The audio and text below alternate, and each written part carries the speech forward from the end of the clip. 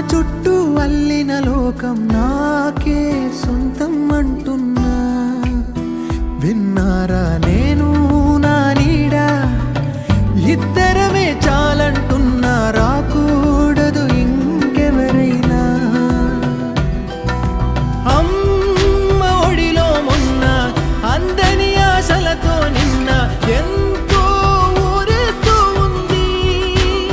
జాబిల్లి అంత దూరానున్న వెన్నెలగా చెంతనే ఉన్న అంటూ ఎలలోపింది.